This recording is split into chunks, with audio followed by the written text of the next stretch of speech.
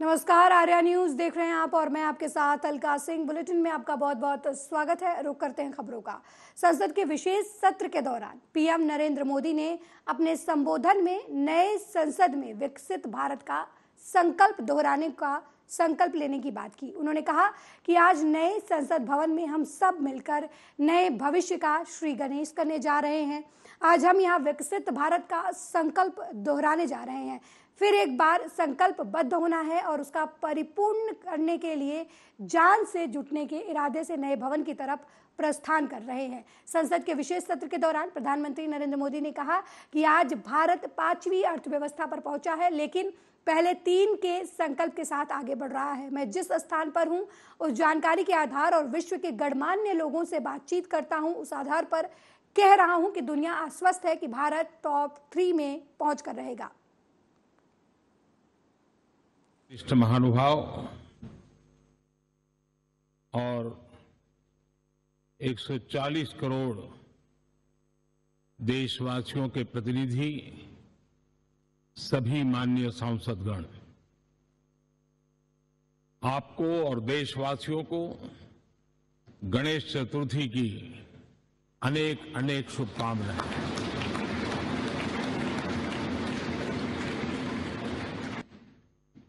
आज भारत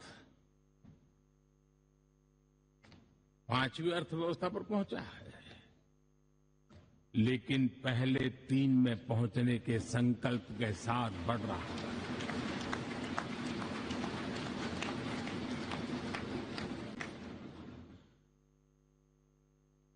और मैं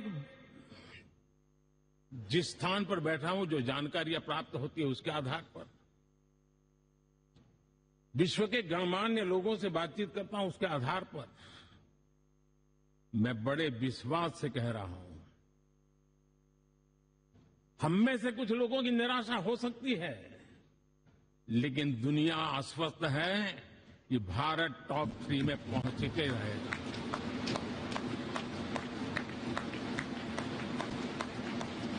भारत का बैंकिंग सेक्टर आज अपनी मजबूती के कारण से फिर एक बार दुनिया में सकारात्मक चर्चा का केंद्र बना हुआ है। अब इसमें हमें पीछे नहीं रहना है।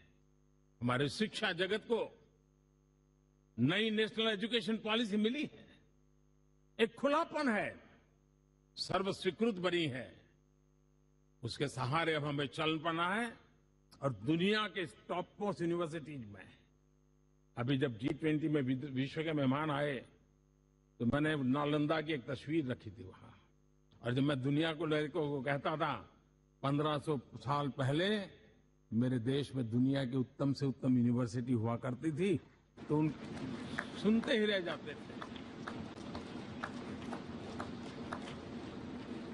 लेकिन हमें उसे प्रेरणा लेनी है, पर प्राप्त तो अभी करके रहना है। ये हमारा संकल्प होना चाहिए। आज वहीं राष्ट्रीय पोषण माह के तहत 1359 आंगनबाड़ी केंद्रों और 171 बाल विकास परियोजना कार्यालयों के उद्घाटन और शिलान्यास कार्यक्रम में यूपी के मुख्यमंत्री योगी आदित्यनाथ लोगों को संबोधित कर रहे थे। 1977 से लेकर 2017 तक उत्तर प्रदेश में लगभग 50,000 बच्चे इंसेफ्लाइटिस से पीड़ित होने के बाद उनकी मृत्यु हो गई। 2018 से लगातार इसमें कमी आई है। ये बात सीएम योगी आदित्यनाथ ने अपने संबोधन में कही। उन्होंने कहा कि आज की स्थिति यह है कि उत्तर प्रदेश में हम इंसेफ्लाइटिस को पूरी तरीके से समाप्त करने के मुहिम में सफल हुए हैं।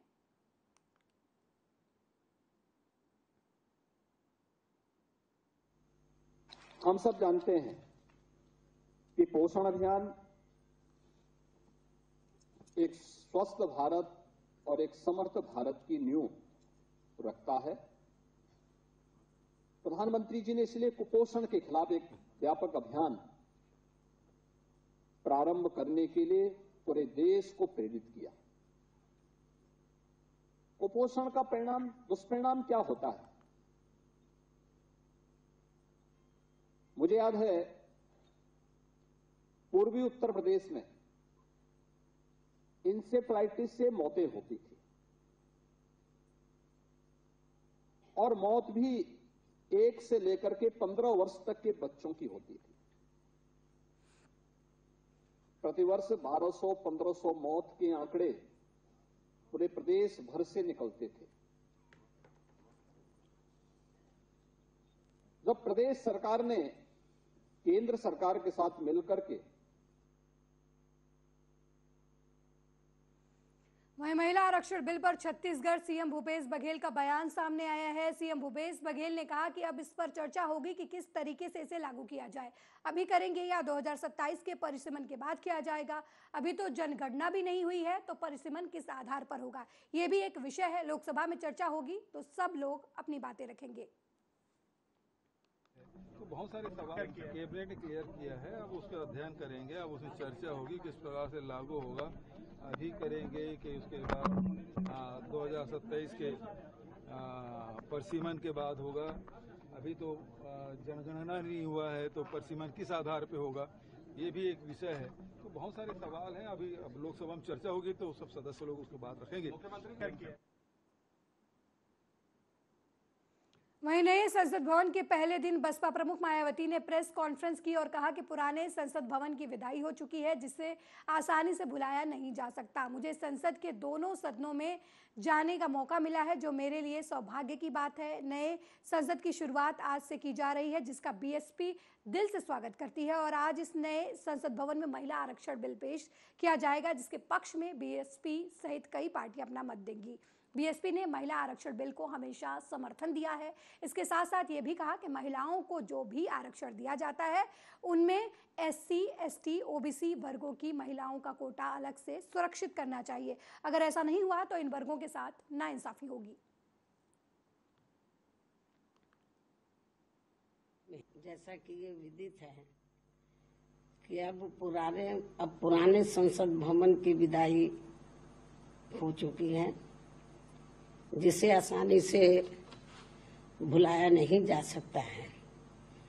और वहाँ मुझे भी संसद के दोनों सदनों में जाने का मौका मिला है।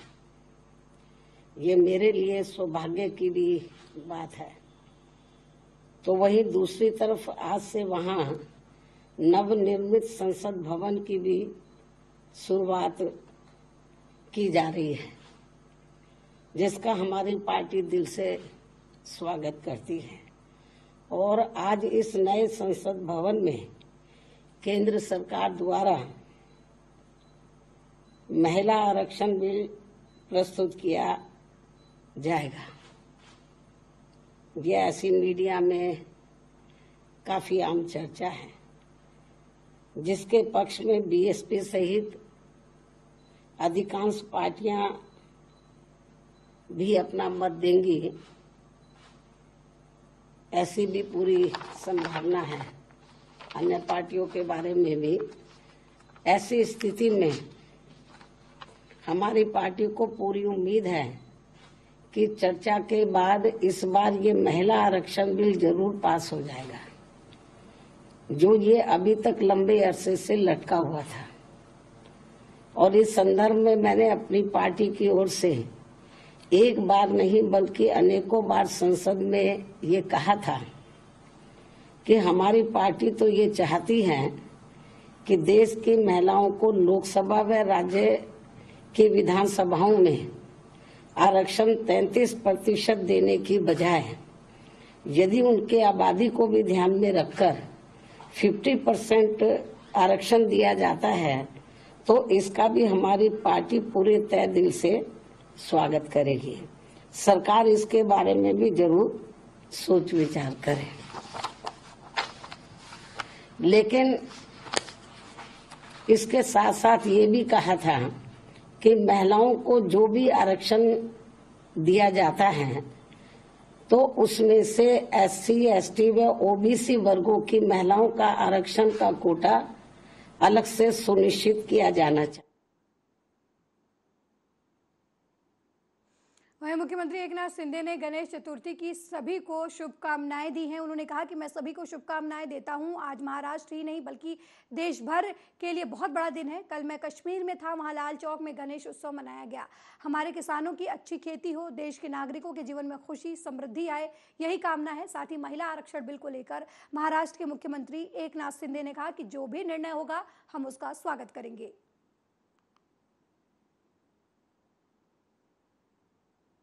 का आगमन हुआ है, गणेश चतुर्थी का आगमन, गणेश चतुर्थी है। मैं सभी गणेश भक्तों को बहुत बहुत शुभकामनाएं देता हूं, उनका अभिनंदन करता हूं। आज महाराष्ट्र के लिए नहीं बल्कि देश के लिए बहुत बड़ा दिन है। और मैं कल कश्मीर में था और वहां भी लाल चौक में गणपति उत्सव लोग मना रहे हैं पिछले 25-30 साल से। मतलब पूरे भारतवर्ष में गणपति उत्सव बड़े धूमधाम से मनाने का कार्यक्रम पूरे सभी नागरिक करते हैं। और इसलिए महाराष्ट्र के सभी दुख संकट ये विघ्नहर्ता दूर करे। हमारे जो किसान है, बड़ी राजा है, उसके ऊपर जो आने वाला संकट दूर हो, अच्छा बारिश हो, अच्छी उनकी खेती हो और सभी नागरिक जो है महाराष्ट्र के उनके जीवन में सुख समृद्धि आनंद आए, ऐसी हमारी भावना है। उसे भी शक्ति विघ्नहर्ता गणपति बप्पा प्रदान करे, ऐसी अपेक्षा है। और महाराष्ट्र के सभी नागरिक अबाल उर्द सबके दिल में जो इच्छा है, अपेक्षा है, वो गणपति बप्पा पूरी करे, ऐसी प्रार्थना मैंने की है। और इसलिए अभी देखिए, अभी तो निर्णय हो तो हम दो और उसका हम स्वागत ही करेंगे। हम स्वागत करेंगे उसका। जो भी प्रधानमंत्री महोदय जो निर्णय लेते हैं, देश के हित का निर्णय लेते हैं, जो निर्णय लेंगे उसका हम स्वागत करेंगे। ज्या शेतकऱ्यांचं। वहीं गणेश चतुर्थी पर मध्य प्रदेश के मुख्यमंत्री सीएम शिवराज सिंह चौहान ने सभी को गणेश चतुर्थी की शुभकामनाएं दी और सीएम शिवराज ने कहा कि सभी प्रदेशवासियों को गणेश चतुर्थी की शुभकामनाएं। विघ्नहर्ता सबके जीवन में विघ्न हरे, सुख और शांति की वर्षा करे, सबका मंगलमय और कल्याण हो, यही उनसे प्रार्थना है। हमारा प्रदेश और देश विकास के पथ की ओर आगे बढ़ता रहे, जनता खुश हो, मैं यही भगवान से प्रार्थना करता हूँ।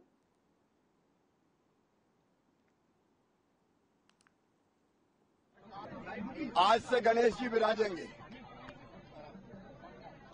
और उनकी कृपा सब पर बरसेगी। विघ्न विनाशक, संकट हरता, विघ्न हरता, सबके जीवन में विघ्न हरे, सुख और शांति की वर्षा करे, सब सुखी हो, सब निरोग हो, सबका मंगल हो और सबका कल्याण हो, यही उनके चरणों में प्रार्थना है। हमारा प्रदेश, हमारा देश प्रगति और विकास के पथ पर लगातार आगे बढ़ता रहे और जनता सुखी हो, यही उनके चरणों में प्रार्थना करता हूं। सभी प्रदेशवासियों को गणेश चतुर्थी पर बहुत बहुत शुभकामनाएं और गणेश जी के चरणों में प्रणाम करते हुए बस यही प्रार्थना करता हूं कि वो सब पर कृपा की वर्षा करें।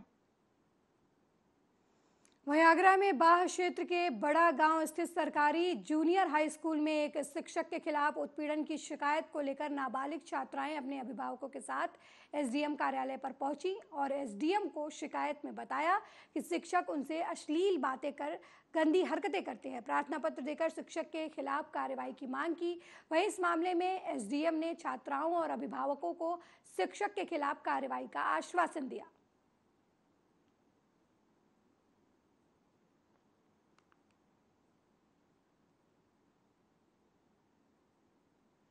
बुलंदशहर में गौ तस्कर गुलफाम की 38 लाख रुपए की कीमत की संपत्ति कुर्क की गई। पुलिस ने 209 वर्ग गज में बनाए गए मकान को कुर्क किया है। गुलफाम पर गैंगस्टर एक्ट धारा 14(1) के तहत अपराध की दुनिया से बनाई गई जमीन संपत्ति पर यह कुर्की का कार्यवाही हुआ है। गुलफाम पर गौ तस्करी और गौवंश चोरी के लगभग 10 मुकदमे दर्ज हैं। जिला अधिकारी बुलंदशहर के आदेश के अनुपालन में कल दिनांक 18/9/2023 को गौ तस्कर पशु चोर गैंगस्टर गुलफाम पुत्र अहमुद्दीन उर्फ हसमुद्दीन निवासी धमेड़ा अड्डा बुलंदशहर के द्वारा अपराध से अर्जित की गई संपत्ति कुल अचल संपत्ति जिसकी कीमत लगभग 38,86,893 रुपये है, इसको गैंगस्टर एक्ट की धारा 14A के अंतर्गत कार्रवाई करते हुए पुलिस एवं प्रशासन की संयुक्त टीम द्वारा जब्त की। वहीं रायबरेली में आवास दिलाने के नाम पर गरीबों से अवैध वसूली कर रहे युवक को ग्रामीणों ने जमकर पीटा, उसके बाद पुलिस को सौंप दिया। मामला भदोखर थाना क्षेत्र के परमानपुर गांव का बताया जा रहा है, जहां पर राजकुमार अवस्थी पुत्र स्वर्गीय विशंभर अवस्थी निवासी भीख थाना जगतपुर लगातार कई दिनों से अलग अलग गांव में जाकर गरीबों से अवैध वसूली कर रहा था, लेकिन पैसा लेने के बाद भी किसी को आवास नहीं दिला पा रहा था, जिससे नाराज गांव वालों ने अवैध वसूली करने वाले राजकुमार को पकड़कर उसकी जमकर पिटाई करने के बाद उसे पुलिस के हवाले कर दिया। वहीं युवक ने अपने बयान में बताया कि उसने पहली बार इस तरीके का फ्रॉड किया है, आगे नहीं करेगा, लेकिन ग्रामीणों ने उसकी एक नहीं सुनी, उसे पुलिस को सौंप दिया। फिलहाल पुलिस ने युवक को हिरासत में लेकर विधिक कार्रवाई शुरू कर दी है। आपने कौन सा गलत काम किया है? भैया पैसा लेते हैं, गलती हुई है। काहे लिए? आवास के नाम पे। आवास के नाम पे लगभग कितने वर्षों से काम कर रहे हो इसमें? भैया कुछ नहीं, खाली पहली बार आए बाबू। पहली बार आए और आप पकड़ गए? जी गलती हो गई बाबू साहब। गलती हो गई? हाँ। तो ये कोई गलती होती है? ये तो 420 का काम है। अब जिंदगी में कभी ऐसे। अपना नाम फिर से बताइए। राजकुमार अवस्थी। और जोर से बताइए। राजकुमार अवस्थी। पिता का नाम? विशंभर अवस्थी। गाँव? भीख। वहीं पटियाला पुलिस द्वारा नशा तस्करी के साथ साथ देश की सेवा की गुप्त जानकारी भेजने वालों को गिरफ्तार किया गया है। मामले की जानकारी देते हुए पटियाला के एसएसपी वरुण शर्मा ने बताया कि कुछ समय पहले पटियाला पुलिस द्वारा घाघा के गांव डेदाना के अमृत सिंह डेदाना को 8 किलो हेरोइन के साथ गिरफ्तार किया गया था। जब उनके मोबाइल से जानकारी ली गई तो उसमें मनप्रीत सिंह, जो कि फौज में बटर 2016 में भर्ती हुआ था और पठानकोट चंडीगढ़ मंदिर और अब मध्य प्रदेश के भोपाल में कार्यरत था, की जानकारी मिली, जिससे ये मालूम हुआ कि ये देश की अहम जानकारियां इकट्ठी कर इसके बाद दूसरे दुश्मन देशों को देता है। मनप्रीत को, जो भी बरबेड़ा का रहने वाला है, उसे अब गिरफ्तार भी कर लिया गया है। ਜਿਹੜਾ ਅਸੀਂ ਮੱਧ ਪ੍ਰਦੇਸ਼ ਤੋਂ ਭੋਪਾਲ ਤੋਂ ਅਰੈਸਟ ਕੀਤਾ ਸੀ। ਇਸ ਫੌਜੀ ਤੋਂ ਜਦੋਂ ਪੁੱਛਗਿੱਛ ਕੀਤੀ ਗਈ ਤੇ ਕਾਫੀ ਅਹਿਮ ਤੇ ਵੱਡੇ ਖੁਲਾਸੇ ਹੋਏ। ਇਹ ਫੌਜੀ ਬਤੌਰ ਆਰਮੀ ਡਰਾਈਵਰ 2016 ਚ ਫੌਜ ਚ ਭਰਤੀ ਹੋਇਆ ਸੀ। ਪਠਾਨਕੋਟ, ਚੰਡੀ ਮੰਦਿਰ ਤੇ ਹੁਣ ਭੋਪਾਲ ਮੱਧ ਪ੍ਰਦੇਸ਼ 'ਚ ਇਹਦੀ ਪੋਸਟਿੰਗ ਰਹੀ ਸੀ। ਐਂਡ ਕਾਫੀ ਅਹਿਮ ਖੁਲਾਸੇ ਇਹ ਹੋਏ ਸੀ ਕਿ ਫੌਜ ਦੇ ਬੜੇ ਸੈਂਸਿਟਿਵ ਡੇਟਾ ਨੂੰ ਇਸ ਫੌਜੀ ਦੀ ਐਕਸੈਸ ਸੀਗੀ ਜਦੋਂ ਇਹ ਚੰਡੀ ਮੰਦਿਰ ਪੋਸਟਡ ਸੀਗਾ। ਇਸ ਪੂਰੇ ਆਪਰੇਸ਼ਨ 'ਚ ਅਸੀਂ ਮਲਟੀ ਏਜੰਸੀ ਕੋਆਰਡੀਨੇਸ਼ਨ ਵੀ ਕੀਤੀ। IB intelligence bureau, MI military intelligence ਅਤੇ ਸੂਬੇ ਦੀ ਕਾਊਂਟਰ ਇੰਟੈਲੀਜੈਂਸ ਦੀ ਟੀਮਾਂ ਵੀ ਪਟਿਆਲਾ ਪੁਲਿਸ ਦੇ ਨਾਲ ਇਸ ਆਪਰੇਸ਼ਨ 'ਚ। वहीं गणेश चतुर्थी के पावन पर्व पर भोपाल में गृह मंत्री डॉक्टर नरोत्तम मिश्रा माता मंदिर पहुंचे, तो वहीं डॉक्टर मिश्रा मिट्टी से निर्मित भगवान गणेश की मूर्ति माथे पर रखकर अपने घर लाए। भगवान गणेश की विधि विधान से पूजा अर्चना की।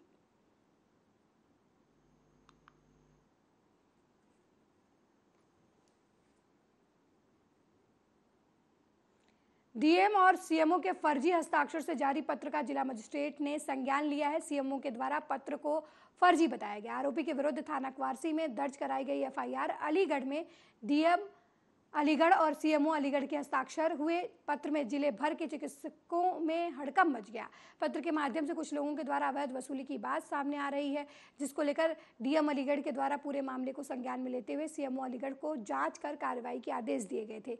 पूरे मामले में सीएमओ अलीगढ़ नीरज त्यागी के द्वारा अलग अलग वीडियो फुटेज के आधार पर आरोपी की शिनाख्त करने की बात कही जा रही है। साथ ही आरोपी के खिलाफ थाना क्वारसी में मुकदमा भी दर्ज करा दिया गया है। आपको बता दें कि अलीगढ़ में बीते 17 सितंबर रविवार के दिन मुख्य चिकित्सा अधिकारी और जिलाधिकारी अलीगढ़ के हस्ताक्षर से जारी पत्र में जिले के सभी निजी चिकित्सालयों को आदेश दिया गया था कि राष्ट्रीय टीबी उन्मूलन के तहत महामहिम राज्यपाल उपराज्यपाल के टीबी मरीजों को गोद लेने के कार्यक्रम के तहत स्वेच्छा से कम 2 मरीज गोद लेने हैं। पत्र में मरीज को पौष्टिक आहार, चना, सोयाबीन, मूंगफली, प्रोटीनेक्स और हॉर्लिक्स के डिब्बे निरंतर 6 माह तक उपलब्ध कराने और प्रति मरीज के दर से 10,000 रुपये जिला समन्वयक विवेक चौहान को उपलब्ध कराकर रसीद प्राप्त करने की बात कही गई थी। जिलाधिकारी ने कहा कि यह पत्र पूरी तरीके से फर्जी है। जिला प्रशासन द्वारा इसकी पूरी तरीके से खंडन किया जाता है। फर्जी पत्र का त्वरित संज्ञान लेते हुए सीएमओ अलीगढ़ नीरज त्यागी के द्वारा जांच करने की बात कही गई है। ये 17 सितंबर का पत्र व्यवहारित किया जा रहा है जो पूर्णतः फर्जी है, निराधार है। और इस पत्र के माध्यम से जो हमारे चिकित्सालय हैं उसमें पोषण पोटली वितरण के नाम पर धन उगाही के प्रयास किए जा रहे हैं। जैसे ही मामला ये संज्ञान में लिया गया है, मेरे कार्यालय की टीम, हमारे क्वार्सी थाने की टीम संयुक्त रूप से इसका संज्ञान लिए हुए हैं। जैसे ही इस व्यक्ति को चिन्हित कर लिया जाएगा, उचित विधिक कार्रवाई, दंडात्मक कार्रवाई व्यवहार में ली जाएगी।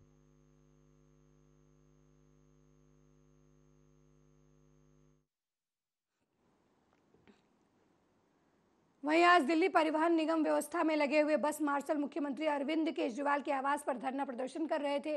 दरअसल बस मार्शल को पिछले 5 महीने से वेतन नहीं दिया गया था। इसी आक्रोश में बस मार्शल द्वारा प्रदर्शन किया जा रहा था। साथ ही उन्होंने मुख्यमंत्री कार्यालय और दिल्ली सचिवालय में ज्ञापन भी सौंपा और इस मार्शल के साथ ही डीटीसी कर्मचारी एकता यूनियन ने पूरी तरीके से सहयोग किया और धरना प्रदर्शन करते हुए बस मार्शल ने अपनी ये मांग रखी कि दिल्ली सरकार जल्द से जल्द उनका वेतन दे, अन्यथा ये सांकेतिक धरना प्रदर्शन अनिश्चितकालीन रूप ले लेगा, जिसमें डीटीसी बस में तैनात दिल्ली सिविल डिफेंस और दिल्ली गृह रक्षक के साथ डीटीसी के पेंशन भोगी जिनको 3 महीने से पेंशन भी नहीं मिली है और आशा वर्कर जो अभी भी अपने पूरी टीम के साथ धरना प्रदर्शन में शामिल हैं, साथ ही डीटीसी के किलोमीटर के ड्राइवर जिनको रोजगार से निकाला जा रहा है, मिलकर एक बड़े आंदोलन की ओर अग्रसर होंगे।